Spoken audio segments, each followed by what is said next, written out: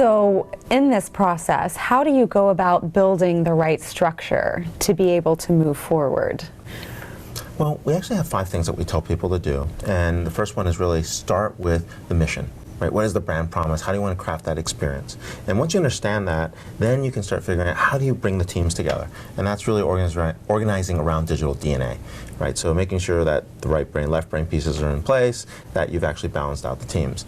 Once you have that in place, then you start figuring out what cool technologies can apply to these new business models, right? And when you bring the business models and the technologies together, now you start having interesting platforms. Uber is a great example of this. Like Uber, on one hand, it's mobile. You look, you track down a car, you see how many stars they have, you might skip the driver. The driver's probably wondering, hey, is this person reliable or not? They probably get a whole scene like, hey, this is a crazy person on the other end. Okay, skip this guy, right?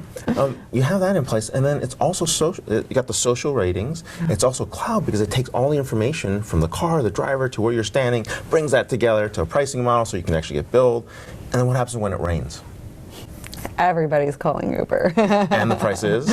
Goes up. Yeah, surge pricing. Right, which is crazy. It's like 1.7x, 3.5x. Or Thursday nights in New York City. Or Thursday nights in New York City, which is like chaos.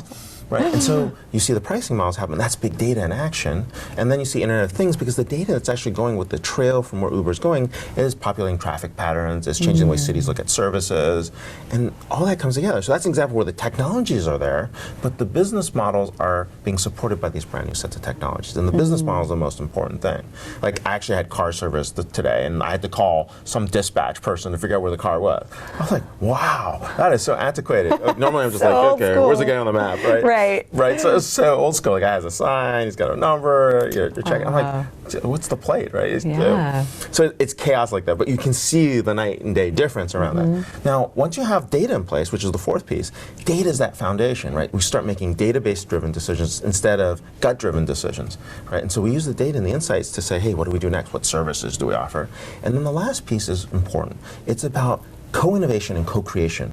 Right? You want to open up your platforms, you want to open up your systems so other people can build on top of it. And when you get that, you get digital scale.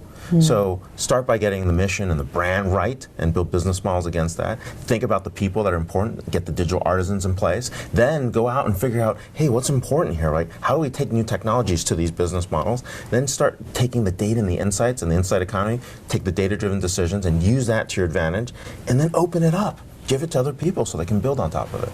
And those are 5 ways to actually structure this.